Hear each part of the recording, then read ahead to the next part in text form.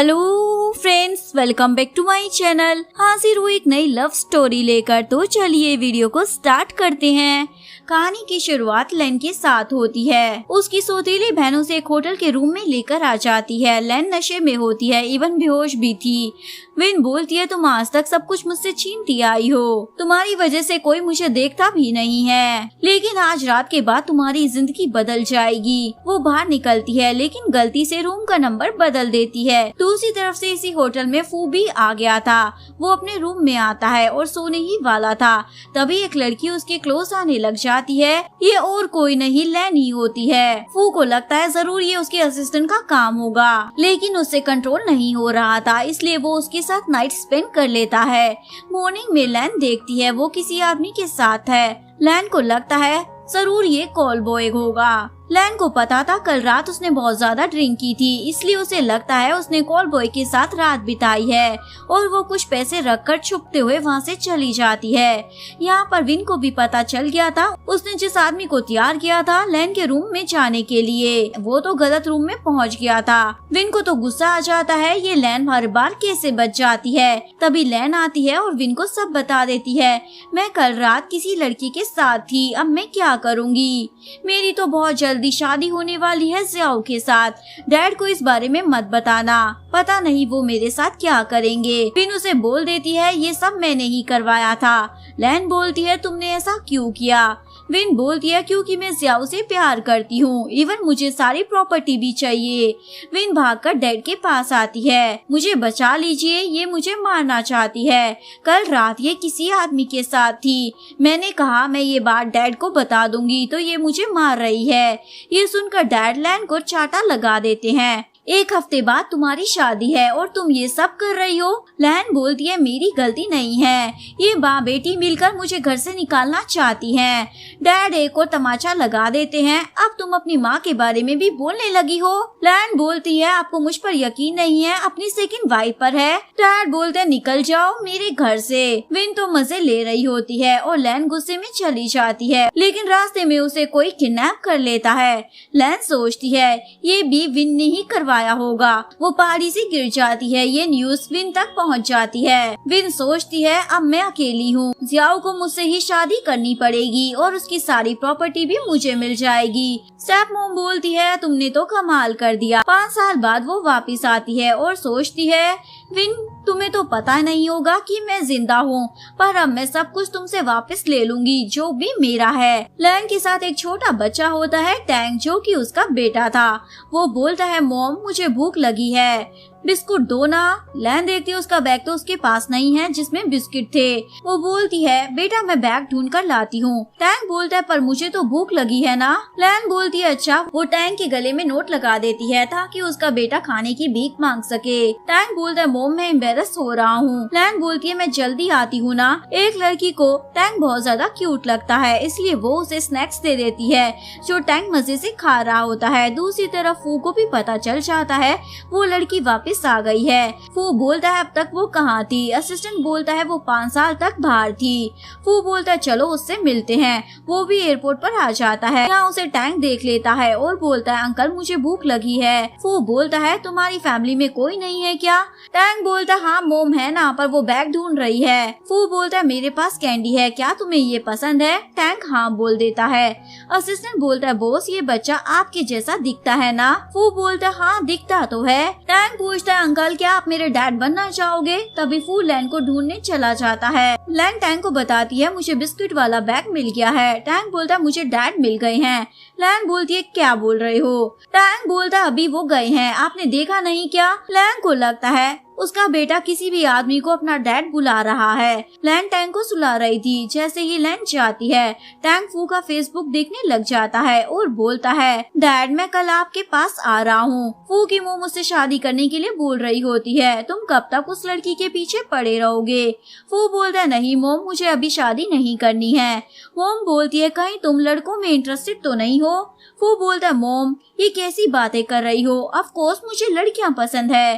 तभी असिस्टेंट आकर बोलता है बॉस आपसे कोई मिलने आया है। फू पूछता है कौन है। टैंक बोलता है डैड मैं आपके पास आ गया। टैंक को देखकर मोम बोलती है तुम तो एक नंबर के छुपे रुस्तम निकले, सीक्रेटली शादी भी कर ली और ये बच्चा यही तो मैं चाहती थी। फू की मोम तो टैंक को अपना पोता भी मान लेती है। फू बोलता है ये मेरा बेटा नहीं है। मोम टैंक से पूछती है क्या ये सच में तुम्हारा डैड है? टैंक बोलता हाँ इसीलिए तो मैं यहाँ आया हूँ। फू का भाई बोलता है आपसे ये उम्मीद नहीं थी। फू बोलता है मैंने कहा ना ये मेरा बेटा नहीं है। वो बोलता है वैसे तुम प्ले बॉय हो, कहीं ये तुम्हारा बच्चा तो नहीं है। फू बोलता है आप सभी को पता है 5 साल पहले मैंने एक लड़की के साथ नाइट स्पेंड की थी, उसके बाद मेरी कोई गर्लफ्रेंड नहीं रही है, तो ये बच्चा कहाँ से आ गया?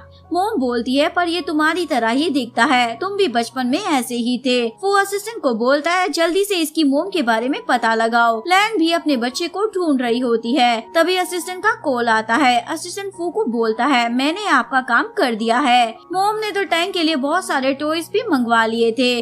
कुछ टाइम बाद यहाँ लैन भी आ जाती है और टैंक पर गुस्सा करती है, ऐसे किसी के घर में तुम कैसे आ सकते हो?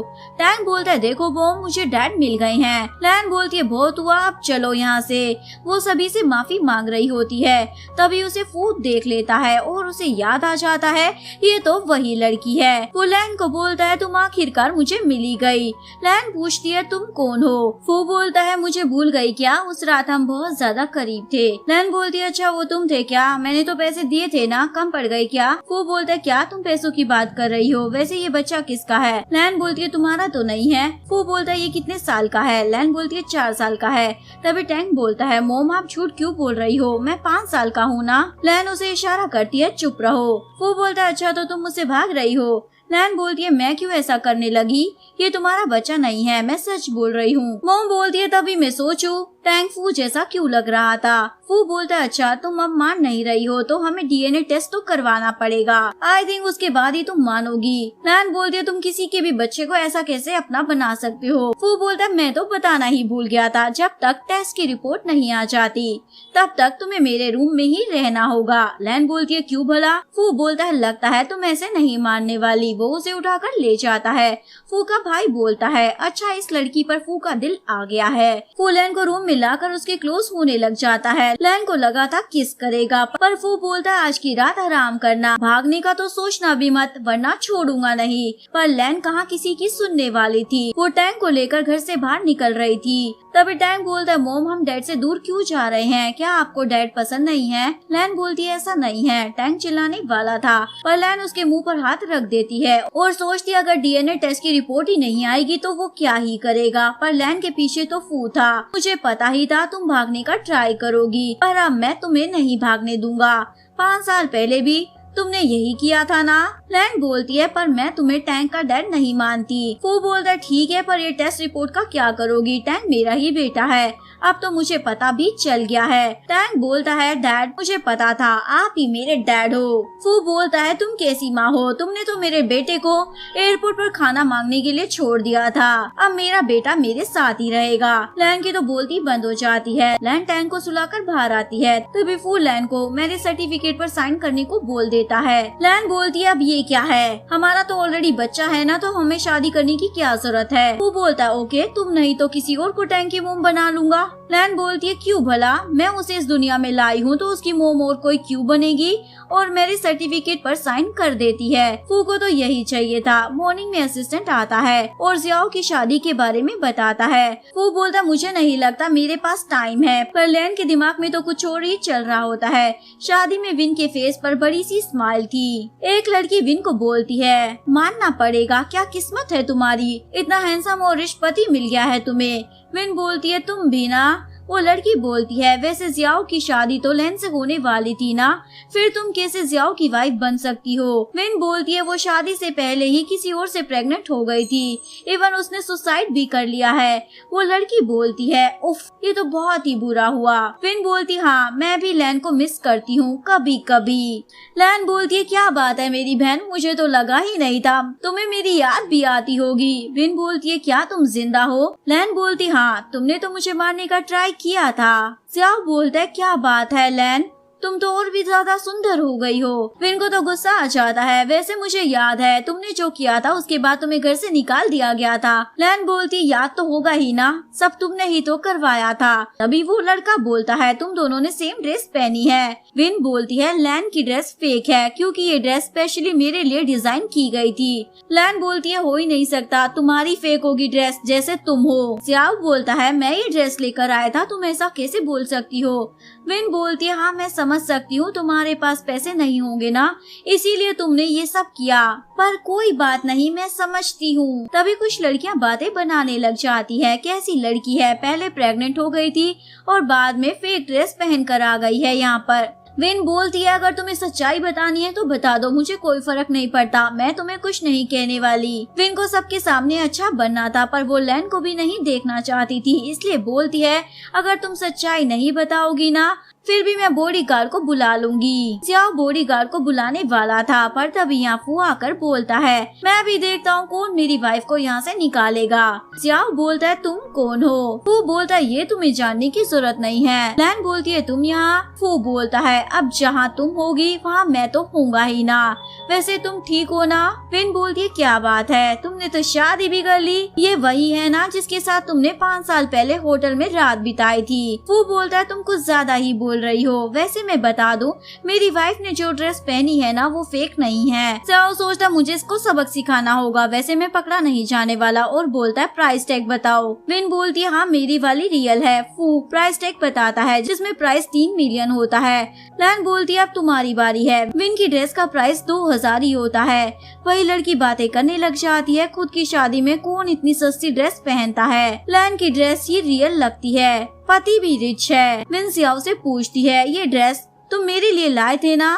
जियाओ बोलता मुझे लगा एक ही बार तो पहननी है तो इतना खर्चा क्यों करना। विन बोलती है तुम्हारी वजह से आज मुझे सबके सामने शर्मिंदा होना पड़ा।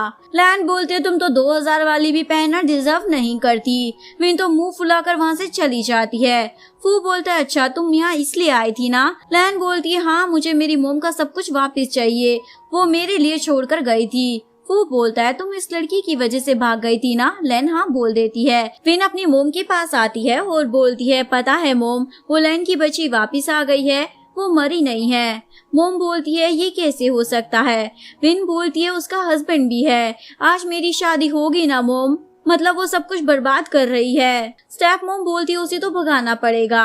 विन बोलती है उसे अपनी मोम का बॉक्स चाहिए। स्टेप मोम बोलती है उसे कुछ नहीं मिलेगा, लेकिन बाहर आकर रोने लग जाती है तुम आ गई बेटा, मुझसे मिलने आई हो ना, वैसे मैंने तुम्हारी मोम का बॉक्स आज तक संभाल कर रखा है, तुम्हारे लिए ये ले लो। लैन बोलती है क्या ये सच में मेरी मोम का है। विन बोलती है हाँ मिल गया ना, अब निकलो यहाँ से, आज मेरी यहाँ पर शादी है। लैन बोलती है तुम दोनों को क्या लगा मुझे बेवकूफ बना दोगी, ये मेरी मोम का नहीं है। स्टेप मोम तो और भी ज्यादा रोने लग जाती है, तुमने कभी मुझे माँ नहीं माना और आज मेरी बेटी की शादी बर्बाद करने आई हो ना, तुम ऐसा कैसे कर सकती हो। स्टेप मोम चाहती थी लैन का यहाँ तमाशा बन जाए। तभी जियाओ की मोम भी आकर बोलती है ये यहाँ पर क्या कर रही है।